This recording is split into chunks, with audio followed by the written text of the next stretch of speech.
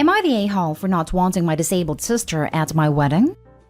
My 22 female sister Anna, 21, is special need. She has severe autism, and while she's verbal, most of her communication is physical, like sign language due to her social discomfort. She does speak around family though, and has pretty bad cognitive skills. She can't comprehend boundaries and lives with our parents so they can best watch her. I am getting married in 3 months. We planned a simple wedding and reception at my fiancé Michael's parents' barn and farm. Since it's all gonna be DIY and we aren't planning anything too expensive, we can do things pretty quickly, since flowers, food, and decor will be provided by his family. I sent our invites last week, and I asked that Anna not come. I told my parents I understood if that would mean they may not show up, but it was just a heads up. Why no Anna? She has an issue with touching Michael and trying to kiss him. At times when we were at my parents' house, Anna would try and grab Michael's hands, try to lean in to kiss him, or would have a really bad meltdowns if she wasn't allowed to be directly next to him. We've tried speaking to her, but there's only so much we can do and she doesn't really understand. I told my parents I just want one day for Michael to be my partner and not Anna's comfort person. They called me selfish and asked how I expected them to agree to something like this. They told me Anna's disabled and may never experience a wedding of her own, and while I have Michael for probably the rest of our lives, she'll have no one, and that Michael and I can be a little more understanding to the reality of her life. I feel like a total A, and what they're saying really has gotten to me, and I'm starting to question my decision. Am I the a-hole? Now for the top comments before the little update. Not the a-hole. I don't care if I get downvoted. You're right. She's incapable of leaving her fiancé alone on the only day she needs to leave him alone. Best wishes to you and your future husband. Edited to add, since this blew up, let me clarify. She needs to leave him alone every day. And that is solely the responsibility of the parents to teach those boundaries, not Opie or fiancé. I wholeheartedly agree. Opie, can you do a celebration with your sister at a later date? I understand should be on him, but at least your wedding day, he is yours and only yours. Congrats, by the way. Thank you for putting this so eloquently. I couldn't have written it better myself. Opie, you're not the a-hole in this situation, although I totally empathize with your dilemma. It can be a sticky subject to discuss disabilities, especially given a family tie, but you are not asking/acting in bad faith whatsoever. Congratulations, Opie, and here's to many years of joy ahead. Your partner deserves to not be harassed every day, but especially on his wedding day. It doesn't matter if she doesn't understand, she still can't do it. If your family won't prevent her from doing things, then she isn't allowed in those situations. Yeah, no one's talking about this. Seems like harassment. I don't wonder what Michael thinks about the whole situation. It's his wedding day too. Not the day home, but neither is poor Anna. It's your parents. They told on themselves because it sounds like they expect you to share your spouse with her to make her life more fair somehow. It really sounds like they've been secretly encouraging and supporting this behavior. The most charitable thing I can come up with is maybe they've deluded themselves into thinking anything to avoid a meltdown. But that way lies madness. I also think that parents are using her future husband to fill a role that he never agreed to. It's completely wrong of them. And now for the update. My parents called me letting me know they won't be coming, and that it's best I don't bring Michael around anymore since I've chosen some man over my sister. They told me that Anna wanting to kiss Michael and hug him is normal for a woman her age, and that she doesn't understand what her feelings mean. I suggested they try to redirect her during the wedding, but they said Michael's gonna be family to her, and he needs to get over it. I suggested they watch the wedding via web, and they said that's not fair, and that they deserve to see things in person. I asked if I could pay for someone with proper credentials to watch her that day while they attend, and they asked what I would do when they died, and if I'd pawn her off every time. I dropped the unfortunate truth bomb that I don't want to put any more of my life aside for Anna anymore. I did it up until I turned 18. And that Anna's not my life's responsibility and I won't be her keeper. I assured them I'd pay for her care. But if she's okay doing this to Michael, then I worry if I ever do choose to have children and what she'd do to them. They said I was sick for suggesting she'd do anything to my future children, and hung up on me. They sent a lengthy text telling me not to contact them until I could do the right thing. So that's where we are right now. Next story. Am I the a-hole for kicking my sister out of my niece's birthday party? I, male 43, met my now ex-wife while I was grieving my late wife. I was weak, dealing with bereavement and my sick son, and latched to my ex as soon as my sister introduced her as her friend. We were married for over 3 years when I caught her with my ex-friend who was my best friend, a year after my son passed away. Our marriage already had issues, but that was the last straw. She remained my sister's close friend, which is something I have no control over, but it absolutely hurts like hell. My sister and her husband lost their home and are struggling right now. They mentioned at a family gathering that they won't be hosting a party for my niece's birthday this year, which was unfair because the 16th birthday celebration is a special year for every kid. My son didn't get the chance to have a 16th birthday party, and so I decided to throw my niece a surprise birthday party at a restaurant and called my sister to bring my niece and come to the restaurant without ruining the surprise for her. My sister knew and invited some friends, which was on me as well, but I figured that after 2 years of pain, loss, sadness, then why not enjoy one evening? The family arrived. My brother was already there and we were having a great time, until I saw my ex-wife approach our table. I was confused. I asked what she was doing there. She said my sister invited her. I saw red and started lashing out, telling her to leave. My sister said she wanted her there, and that I should either quiet down or leave if she was making me uncomfortable. I was dumbfounded. I asked her if she really just tried to kick me out of the birthday party celebration that I arranged and paid for, and she glanced at me then said this was her friend. I told her then she needed to take her friend and leave. She got up and told my niece and brother-in-law to get up so they could leave. But I said why? They didn't do anything wrong, and my niece doesn't deserve to have her birthday ruined like that. My niece and brother-in-law said they were staying. Mom left with them as well, and later they both said I made my niece's birthday about me, and should have ignored my ex who's my sister's best friend since she means nothing to me now. I argued that I arranged for the event and had a right to kick her out, which they called financial mistreatment and control. I replied that there was no way I'd let my ex anywhere near me after she caused damage while I was vulnerable and grieving. Mom said she understood, but I should have just sucked it up for my niece's sake instead of causing a scene. Am I the a-hole?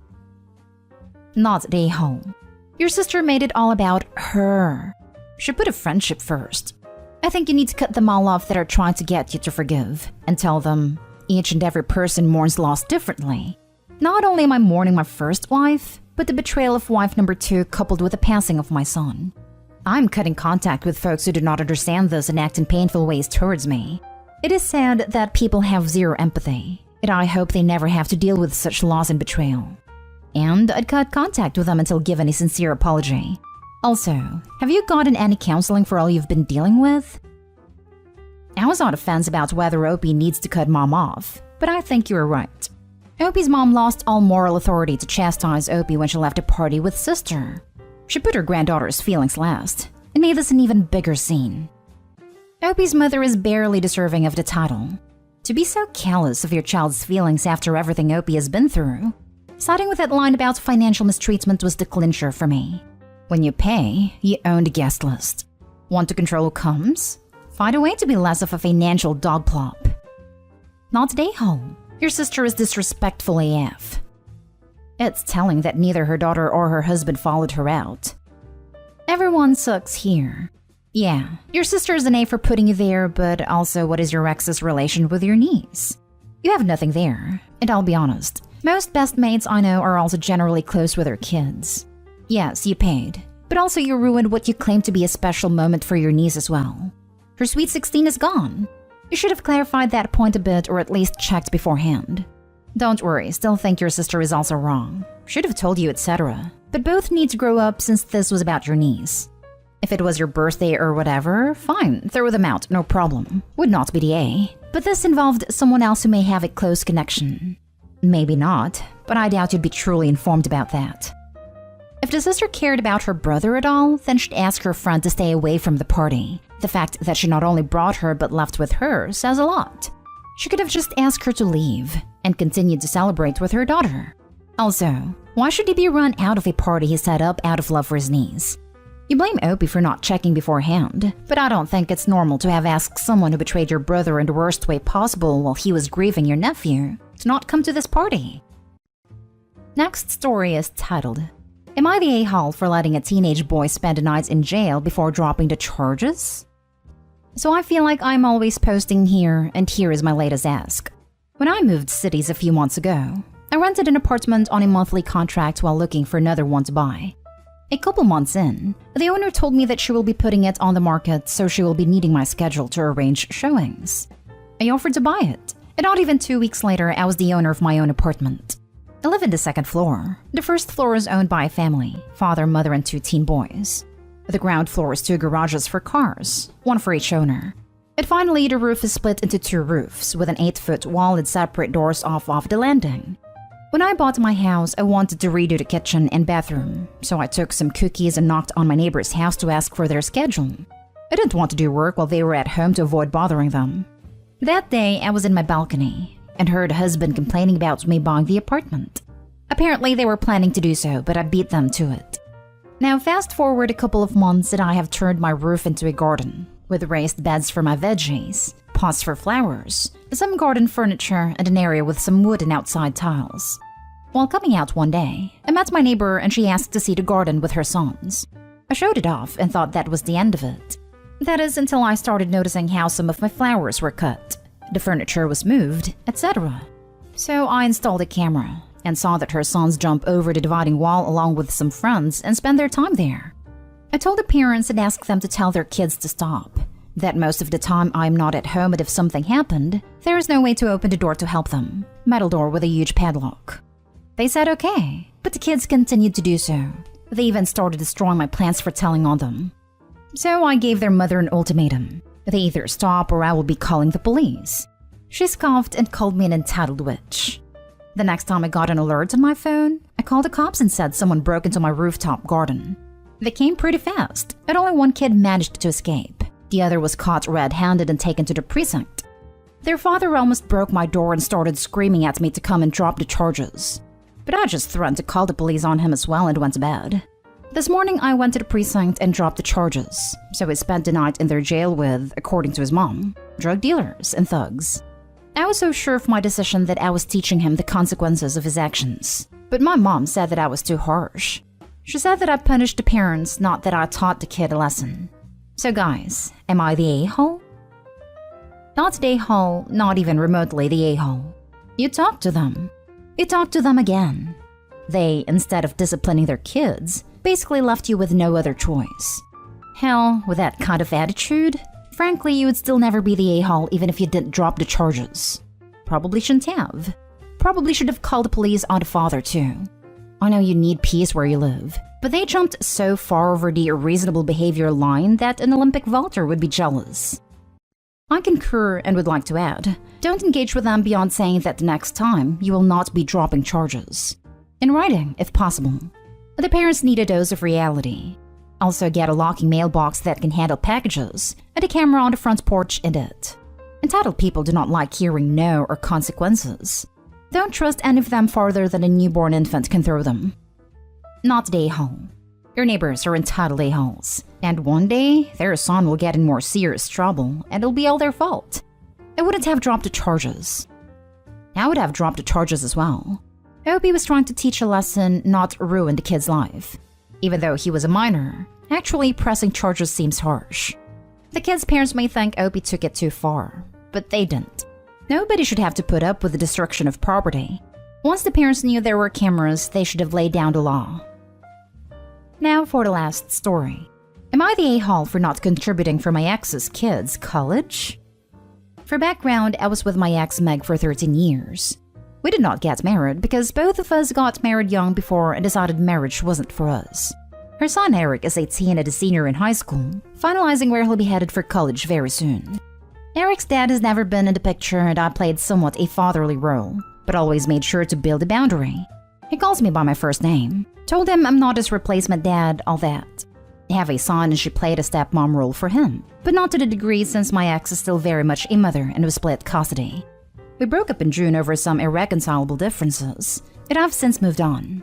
In the past, I'd figured I'd help pay for Eric's college, assuming I'd still be with Meg, but never promised or set up a fund or anything like that.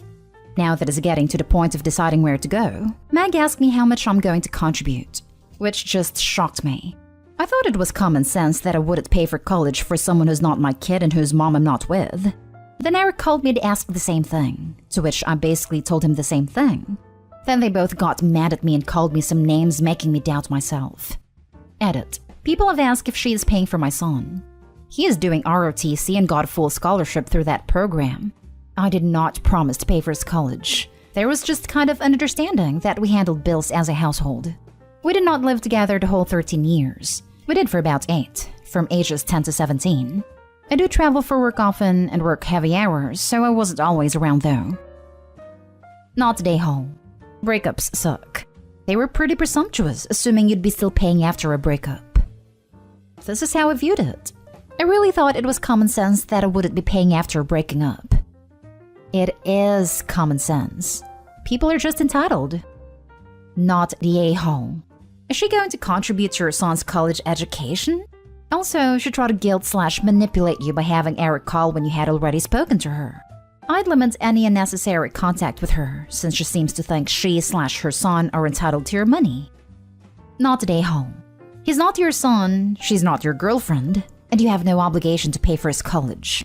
Incidentally, how much is Meg paying for your son to go to college? Funny how that works out. Luckily, got a full scholarship with ROTC, so that pays for tuition plus living costs. Does X know this? If not, I would ask her if she plans on paying for your son's college just to see what she says. I don't really get enjoyment out of being petty. Would rather just move on.